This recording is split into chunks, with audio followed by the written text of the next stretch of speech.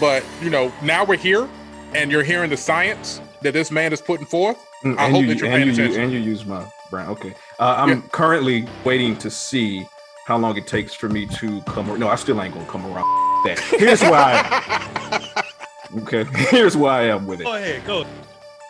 We don't know whether or not he would even make the Cowboys roster because he was basically a practice squad guy who got... He was a practice squad guy who got his chance. If you're getting the video, then you're getting what I'm doing right now. He got on the roster, on the active roster, because of all the injuries, the COVID tests, and that's eventually how he got out there on the field. The Cowboys basically had their worst performances when he was starting.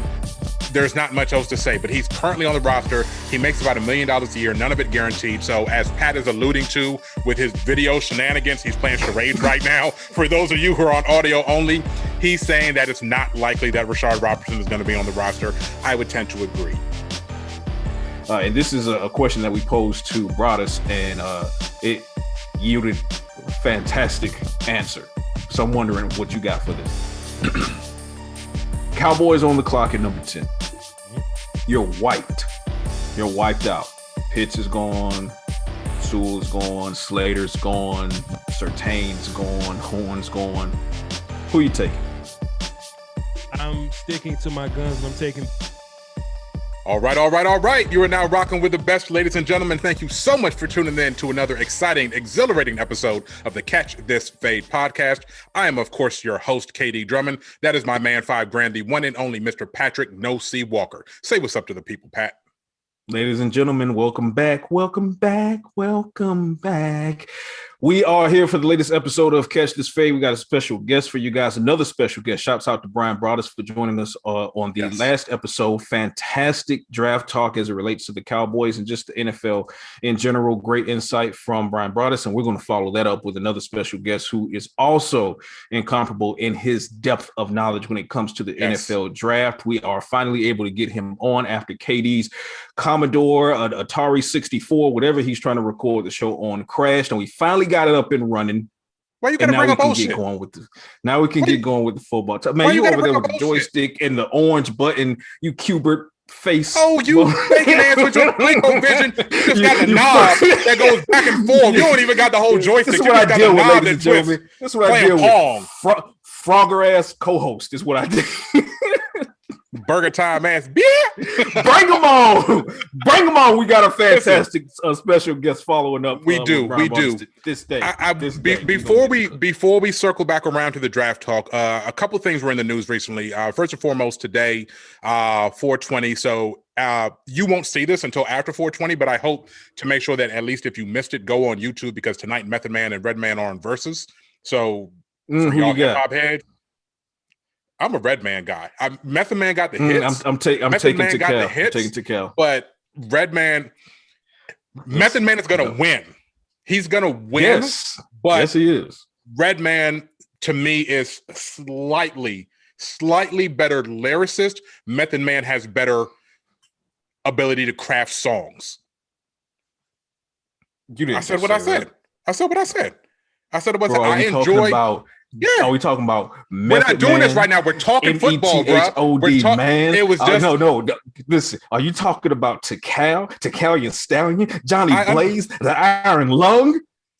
I understand what you're saying. I understand the argument. I understand the argument of what everybody is going to say. But Reggie ain't seeing meth on the bars or the songs, man. And I love Reggie, but it just ain't happening. It just ain't happening. All right, it just ain't. All right. To each his own, whatever you want to say. The point that I was getting to, because I don't want to sidetrack the show. That's the only reason I'm not going to go back and forth with you. I don't want to sidetrack. Will you shut up and let me? Wu-Tang. This is what I got to deal with, ladies and gentlemen. Wu-Tang forever. Go ahead, man. Get it off. Jesus. So there's a couple things in the news today that dealt with the Cowboys, actually over the last couple of days. For one, Rashard Robinson Not Reggie Robinson, people, because you guys made this mistake over and over again in the regular season. Several times. Rashard Robinson was popped for PEDs. He got suspended, which means that it's announced, which means that he's gone through the whole appeal process. If there was an appeal, it's cemented. He is going to be suspended for the first 2 games of the season. We don't know whether or not he would even make the Cowboys roster because he was basically a practice squad guy who got he was a practice squad guy who got his chance. If you're getting video, then you're getting what I'm doing right now. He got on the roster, on the active roster, because of all the injuries, the COVID tests, and that's eventually how he got out there on the field. The Cowboys basically had their worst performances when he was starting. There's not much else to say, but he's currently on the roster. He makes about $1 million a year, none of it guaranteed. So as Pat is alluding to with his video shenanigans, he's playing charades right now. For those of you who are on audio only, he's saying that it's not likely that Rashard Robinson is going to be on the roster. I would tend to agree. Bigger news that's not necessarily linked to the Cowboys currently, but because this is who he played for last year, we found out that Aldon Smith is basically in trouble with the law. He is being sought after. I don't think he's turned himself in or anything like that. Is that correct? Give me the skinny on that. It's an arrest warrant as it stands. It's a warrant, right? Yeah. It's a warrant for his arrest based on allegations of second-degree battery just outside of New Orleans in one of the New Orleans parishes. And as we have this conversation, he has not reported to the authorities in Louisiana just yet. Right. So that is still an outstanding arrest warrant. And as you basically stated, as everyone should know, he and the Cowboys parted ways this offseason, and he signed a 1-year deal with the Seattle Seahawks. And 2 days after, well, let's put it this way, because there's not been confirmation that he signed the deal, which is something that you and I touched on. And we'll touch on. They agreed to terms on a 1-year deal, which opens up a whole can of worms for the Seahawks, because now they need to, go on a fact-finding expedition, and they have to, be open to the fact that Goodell and the league front office they're now going to probe into it, because Smith's reinstatement was conditional in 2020. So it's innocent until proven guilty, but it is still a bad situation. Yeah, not in the NFL. Shouts out to Zeke. But in the actual court, in criminal court, it's innocent until proven guilty. But there you go. Even before we find out what the facts of the situation are, it still puts Smith in a situation he does not want to be in the eyes of the NFL. Right. Negative light. Yeah, that's just bad news for him. It just brings attention that he did not need. Hopefully it gets cleared up soon. Yep. But until then, now you have questions if you're the Seahawks, because if he in fact has not officially signed just yet, do you still go forward with that? If he has signed, what's the financial ramifications? Because we don't know what the numbers of the agreement are just yet. We don't know what portion of that will be guaranteed, sign a bonus, et cetera, et cetera. So if you're Aldon Smith, you're in a precarious situation, but this is one of the rare instances where the Cowboys did cut bait right before it was too late to cut bait. Right. Exactly. Yeah. So it could have been a different situation. It would have been all over the evening news on CBS if he was still. Funny how it's kind of an afterthought at the moment, right? Because it's not the Cowboys, so it ain't sexy. And Seattle is known more than the Cowboys to take on situations with guys that have run-ins and certain situations. So more power to them in the Pacific Northwest. More importantly, I hope that whatever it is, Aldon Smith is right. That's the bare bones. I hope he continues to be on the straight and narrow. I hope this is not a derailment of his path. He's worked hard to battle his addiction to alcohol and get back to this point, and I would absolutely hate to see him suffer another setback. Yep. And if it is discovered that he has in fact suffered a setback in this aspect or any aspect of his path, hopefully he has the support system around him to help him get back to where he needs to be. But we'll see how it all plays out, as evidenced from the Aaron Donald situation. Ladies and gentlemen, let it play out. But the difference between Donald and Smith is Donald has a pristine reputation, and Smith is conditionally reinstated, and Goodell is going to be all over this. Yep, exactly. But with his departure from the Cowboys, which is the football side of things, the Cowboys obviously have needs. We mentioned it last week in our Play the Percentages, where we were talking about whether or not they need defensive ends. And lo and behold, next week is a draft, and they could possibly get a defensive end. So now we can talk about the draft in full with our esteemed guest. Let me go ahead and admit him now, the one and only the one and only Mr. Voch Lombardi There is he here, is. ladies There and he gentlemen. is. What's up, my guy? What's happening? What's happening? Nice to be here. Thanks for having me. All that good stuff. Appreciate We it. appreciate your patience, bro, because we had some technical difficulties. No, we didn't have a damn thing. Cats and a virus. Katie I see Drummond it. This had some is technical work. difficulties. This is work. So if I just get to sit back and be on my phone at work, the job ain't that bad. Man, There you go. listen, but watch. I'm not gonna let KD get off the hook, man. You'll see when you go back and you catch the full show in the pre-roll. KD is sitting over there with his antiquated system that can't get right. Just a habitual line stepper. But we finally got him right. Then. Let's be fake then. What in tarnation was I waiting on, man? Golly. There we go, man. Drop that. This catch this fade. Fade him, man. Jeez. Fade him. Nah, Man, hold on. I ain't catching no fades on my own show. That's what's not about to I'm gonna happen. be able to do it. That's what's not about to happen. Fade him. Fade him. Listen, man, but in all seriousness, we love having you on, Voch, man. The last time you were on, I was away. The last two times, he's basically the better version of you. The shows, the response that we get from the shows. Speaking of shit, we not gonna do the response that we get from the shows when Voch is my co-host, as opposed to Pat, like the likes are astronomical compared to what they are. I'm not gonna let you pit me against my guy Voch like that. I'm not gonna. This is divide and conquer, and I'm not gonna let it happen. Whether it be Voch on. Because I'm not on, or whether it be myself and Voch on at the same time, the fact remains that we both are making this show better by carrying you. Now, on to the football aspect of it. No, see, let me just say this, though, man, because I never work with you, though, bro. I already told KD to his face. I'm just going to keep it consistent, sir. I love how everybody at this table, we don't do nonsense on the internet. Some people just feel so comfortable complying with nonsense on the internet. And it could be anything. It could be football. It could be whatever it is that we just talking about. If you see nonsense, you hit it head on. I just love that, man. It ain't about, oh, well, I have a job. I'm not going to attack my fans. Man, fuck these fans, man. All these goofy ass people, man. And I love the lack of foolishness that y'all allow in these streets, man. So both of y'all, man, I just want to applaud both of y'all, man. Hey, man, I appreciate you, man. Look, we can't tolerate the chicanery, the tomfoolery, the shenanigans. The salute goes both ways, man, because I see you out here in these streets, not just on Twitter, but watching your YouTube. And when people come up with, kind of questions that are kind of off the wall, you really don't pull no punches with them either. So, we definitely appreciate your takes. And for you, it goes beyond just dealing with the fans. It goes with dealing with some of these prospects, because my man laced his top 50 board, and we're going to talk about that in a second. You ain't pulling no punches, bro. Like, you just don't, you give no fucks what anybody else thinks about these prospects at all. Including me, because where you had Certain at, we got to have a conversation. We're going to get there, bro. We're going to get Let's talk about it. No. Conversation. We got to save that conversation for later, bro. We got a whole agenda on this show right here. I felt the way, football-wise. I felt the way. Let me go pull it up so I can have my reference ready. Yeah, pull it up because I have it pulled up right now. It is big on my screen right now.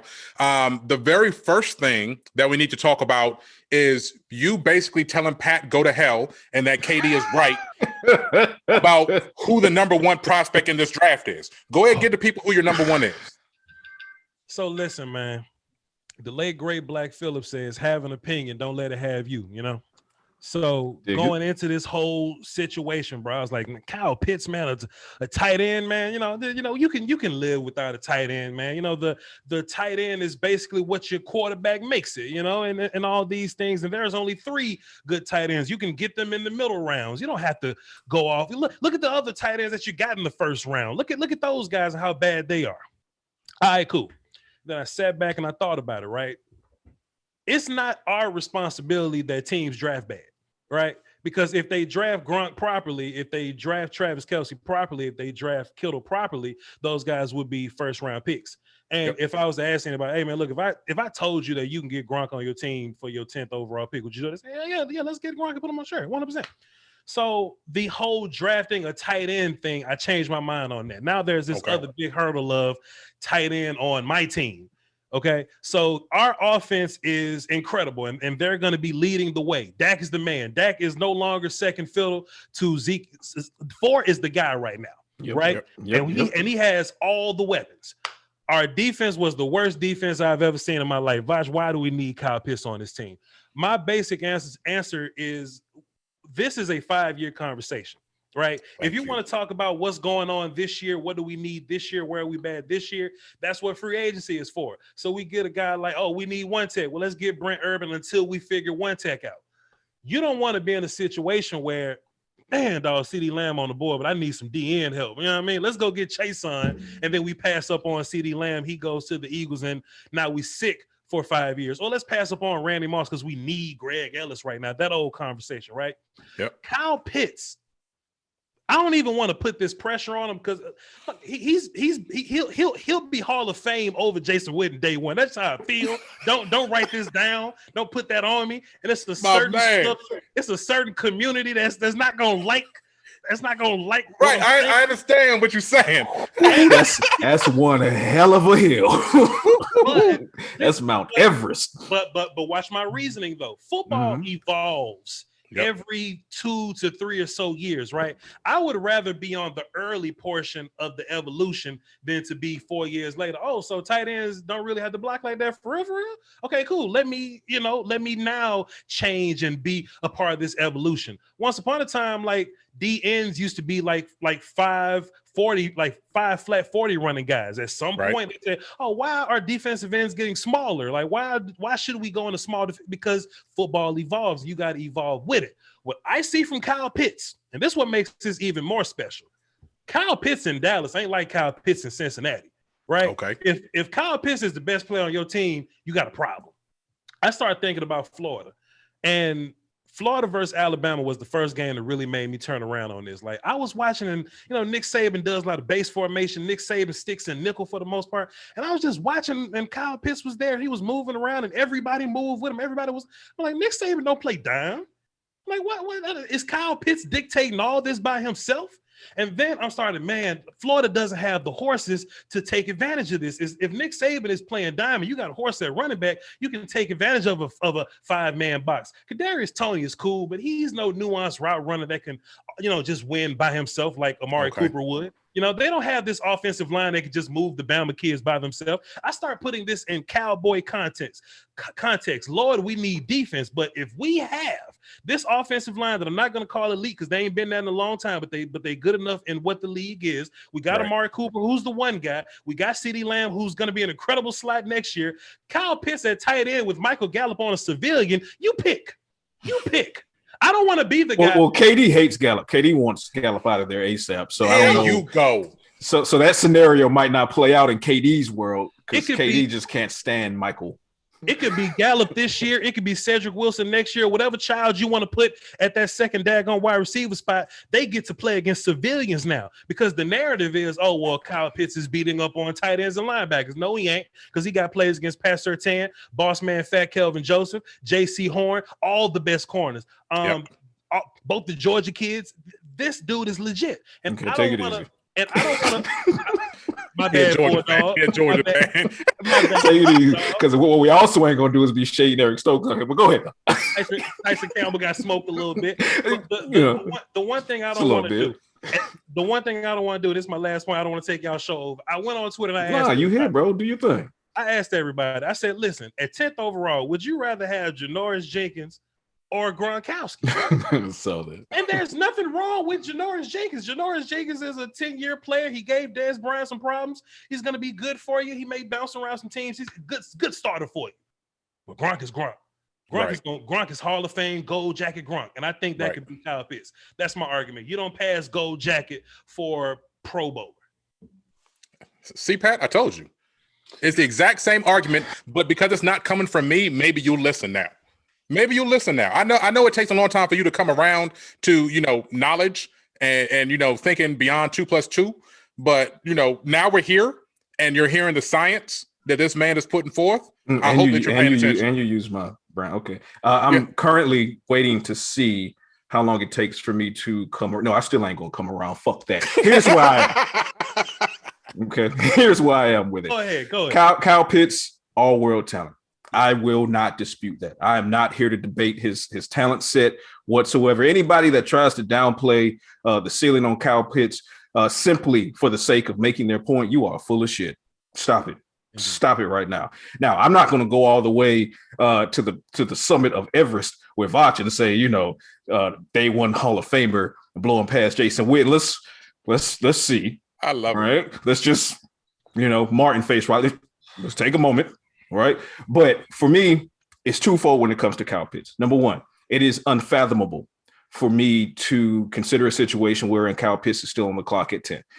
And because of that, that means in my mind's eye that in order for the Cowboys to acquire Kyle Pitts, they would have to trade up.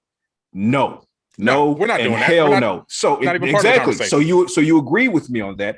And because you combine me not seeing the scenario in which Kyle Pitts is available at 10 with my absolute allergic nature to the Cowboys trading up from 10 to chase an offensive player, even if it is a Randy Moss type caliber, particularly when you're looking at who might fall to them at 10. And I'm not simply talking about my 1A in Surtain or my 1B in JC Horn. You don't know what the Bengals are going to do. Maybe they don't pick Sewell, right? But our conversation isn't about trading up. It's just about if no. I'm giving you the macro. On Kyle, but I understand because we've already covered that. We've already covered the fact that we don't think he's going to be there. But if by chance he pulls a CeeDee Lamb and is there at 10, along with your 1A and your 1B, how do you think he'll be there?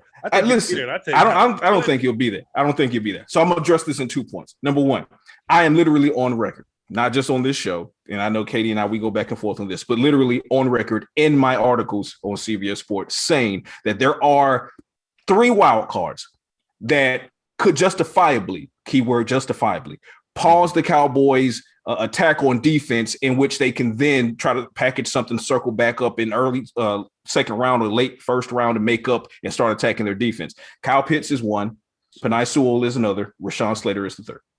Right? Mm-hmm. So that said, what I can't abide, KD Drummond, is you making it seem like I'm saying if Kyle Pitts is there at 10, you pass on Pitts. That's not what I'm saying. Run the tape back. No.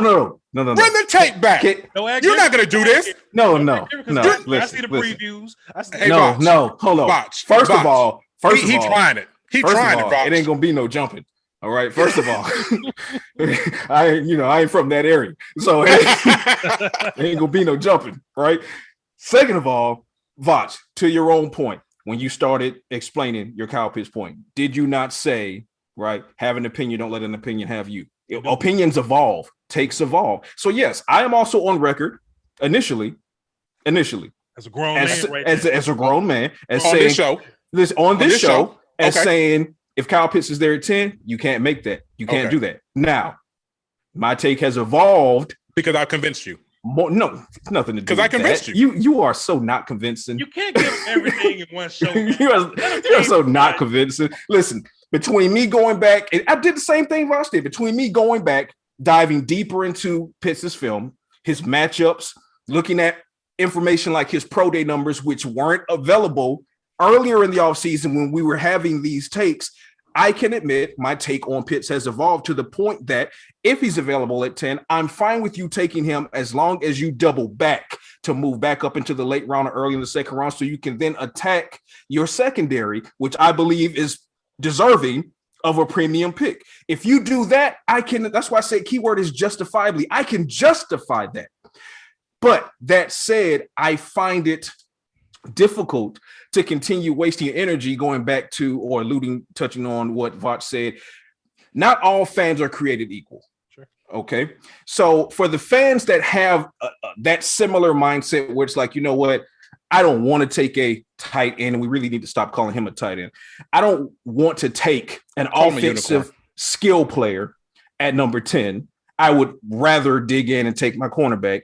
If that's your take, then you're going too far to need, and you're giving up on some BPA. And to your point, KD, BPA, PN. See, you don't think I listen when you're talking, but I be listening, right? I know you listen. So listen, because look at you 3 episodes later, I know you listen. Even as a member, of the leader of the Jarwin Hive, right? Mm-hmm. There are points, right? He's coming off a torn ACL. We'll see. Dalton Schultz has proven himself to be a capable starter in the league. Dynamic? No, we haven't seen dynamic from Dalton Schultz. So that's all well and good. My take has evolved, but I just find it for the fans that want to argue it all day long, endlessly, to nauseating levels. I am not dedicating that much energy to a situation that I don't even think will exist when the Cowboys go on the clock at number 10. Kyle Pitts is gone by 10. I don't care if you send him to Atlanta. I don't care if you, and mark my words, KD, because I've said this on previous episodes, the last episode, I believe, do not count out the Eagles as moving back into the top 10 for a guy like Pitts. Maybe they moved out so they can get another first rounder down the road, and then they package and come back up. Hold on. Here's the beautiful thing. The thing that we know is that if the Eagles do jump up to come get Kyle Pitts, then Kyle Pitts is going to bust, because the Eagles can maneuver their way up and down a draft board. That's a different conversation. They just can't select players. That's fine. That's a different conversation. I will take back every single opinion I have about Kyle Pitts being generational talent. Oh, because those receipts are going to go. Because if he ends up on the Eagles, he's going to end up being a bust, because Howie Roseman has that negative elixir. I don't know what to call it, but if he picks you, it's wrong. So I'm telling you right now, and you look at a team like the Panthers, the Panthers could be bluffing, or they could be doing due diligence about moving out of number 8. No matter how you spin it, there is still, and I'm telling you, I've had these conversations with some colleagues on the Eagles side of the ball. The Eagles are not to be ruled out as potentially moving back up into the top 10. This is why I keep saying that. I've said it on several episodes. I've said it in articles that I've written. Now, I'm not saying that they will successfully find a trade suitor to come back up and make that move, but I'm telling you they're going to make some calls if they haven't already begun making the calls. So whether it be Kyle Pitts going to Atlanta, and I've already explained ad nauseum why I think that he'd end up going to Atlanta, or the Panthers moving out and trading with the Eagles, and now the Eagles are 8 and they get pitched to tandem him with Jalen Hurts because they're all in on Jalen Hurts for whatever reason. I don't see it happening in a situation where Pitts is there at 10. So I would much rather spend energy on the more likely situations. Which you were going to say, Voch. Let me hear from your side of the table. This is the one thing that keeps me alive in all this. that we have to remember. I'm not just saying, oh, it'll be nice if Pitts gets here. I have a whole roadmap to it. And the one thing that keeps this alive is the same reason we got Lamb last year. Teams suck at this. Like if we sat down and we just assumed everybody made the right pick, then sure, this was going to happen to you, player. Somebody going to be like, tight end, we don't need tight end. Somebody's analytics department is going to go, well, this position is more valuable here than tight end. Somebody's going to go, we got Mike Gesicki. We don't need Kyle Pitts. So the biggest impediment to Cowboys getting Kyle Pitts would be Atlanta. I think Atlanta are in prime position to either. I'm not saying that they're going to get a quarterback, because I don't see much wrong with Matt Ryan. Fix his surroundings, right? So Voch agrees with me, KD, as far as Matt Ryan. Keep going, brother. Keep going. You're doing great. But what I need Atlanta to, y'all not gonna make me fight over it. But what I need Atlanta to do. This is what I need. If we see this move, we should celebrate, start throwing parties. If the Bears, I'm looking over at my chart right here. If the Bears, the Patriots, or any other quarterback needy team, the Washington Football Wizards, if any of those teams trade up into 4 and gets Atlanta out of the top 10, we going to Sizzler. We going to Sizzler, sir. We going to Sizzler. Because Cincinnati, I think Cincinnati's probably going to go Jamar Chase. I think Miami, I think they're going to stupidly say Mike Gesicki, we're cool with him. Detroit's going to stupidly say, well, you know what? TJ Hawkinson wasn't that long ago. Let's get some other things. Let's go offensive line here or there. Carolina is in love with Rashawn Slater. I would love to have Rashawn Slater on my team, but they're in love with him. I think if they have an opportunity to go offensive line, they go offensive line there. Or they may fight to get in that quarterback mix. We don't know what they think about Mac Jones. I don't think super highly of him, but I think that there's something holding them back. Denver, they draft a tight end every damn year. They got Noah Fant, they got Albert O from Missouri, a couple other scrubs, and they just continue to draft tight end every year. They should be going quarterback for whatever. That may be one of your big Surtain problems right there. And if all that happens, which is possible, bro, Kyle Pitts sitting in your lap. I'm not saying Kyle Pitts is going to be there. I'm just saying don't say Kyle Pitts ain't going to be there, because teams suck at this. Let me ask you this, and I'm not saying he won't be there. I'm saying it's unfathomable. So right, that's what I'm saying. I can fathom the shit out of it. based on what you just laid out, right? You know who you didn't mention? Panay. If you're, and I'm curious, this is not me offering to take. This is me asking your opinion on it. Number 10, both Pitts and Panay Sewell are there. You're taking Pitts? On my board, Kyle Pitts is number 1. Penei Sewell is 3. I got to be real to my board. So you're keeping true to your board. Indubitably. So you're not injecting any type of added weight from need there, knowing that Tyron Smith is not going to give you a full 16 games. Oh, because in real life, I don't even and think might be on the back end of his career, of his Hall of Fame career. 100%. And it pains me to say that because I'm super offensive. One, I'm offensive line guy. Right. Then two, gotta be. When teams talk to me about, well, Voch, should we take offensive line? I use Tyron Smith as an example. Cowboys drafted Tyron in 2011, and we haven't had to worry about tackles since. Right. So having cornerstone tackle works for you, but I can't disrespect my board. That's Kyle Pitts, fam. But is it disrespect going from what? You heard what the man said. Why you keep hold on? You got Sewell at 3. Hold on. No, let me talk because the man said what he said, and you trying to change his mind. Why are you trying to change the man's mind? He said what he said. I can be rather charming if given the chance. You're not changing his mind. We have many other things to discuss. We have many other things. He won't let me put my juju. He won't let me put my juju on you, Voch. I will roll out Brandon Knight. I will roll out Inseki. I will roll all them children out of. I like Inseki. I like Inseki. Okay. I'm gonna reckon for that. Katie won't let me put my juju on you. It's cool, man. Go ahead with your next question, because you know what's gonna happen. I was gonna bend him. Ain't nobody falling for it. You ain't putting none of that Native American. You ain't doing none of that here. Voch like the spoon on Matrix. Hey, Voch from down south too. He knows that Geechee. He know how to escape all of that kind of shit. Right. So listen, we have many other things that we want to talk to you about. And the fans definitely need to hear what you got to say. Before we even get to any of that, let me do something that most people say for the end of the guest appearance. Plug your stuff right now. Let people know where to follow you, because they just saw that segment and they said, I need to follow this man. I need to subscribe. Give them the whole thing. Give them the Twitter, give them the YouTube, give them the Patreon, give them all that right now. MySpace, before we move on. All that. Voch Lombardi, VochLombardi on everything. On YouTube, I'm breaking down film, giving good takes, answering phone calls, listening to y'all, fighting with you. On Twitter, I'm doing that in word mode within 140 characters. So follow me there, same name. Patreon, what I do is I put the full film over there. So you may get a 10-minute summary of how I feel. But if you want to see me break down Sewell, I have an hour or so film session on me breaking down every single play of Sewell. And I'll tell you why I think highly of him, or why I think these few bad things about him. So follow me there. And my Black Planet is also Voch Lombardi. So there you go. There you go. Black Planet, College Club, just get it all jumped off. Tinder, swipe right on his Tinder. You know, everything. give him the play. The reason why I wanted you to plug all your stuff right now is because we're at the end of our free show. And if you want any more of this goodness from Voch Lombardi and the rest of our show today on Catch This Fade, you're going to have to subscribe. So whether it's the $3 tier, the $10 tier, or the annual subscription, go ahead and do that now. Go to patreon.com/catchthisfade. Make sure that you are tuned in. We do this all of the time. This is what we do. Make sure you tune in. For the rest of y'all that are on the free show, we appreciate you, and we see you next time. Go subscribe right now.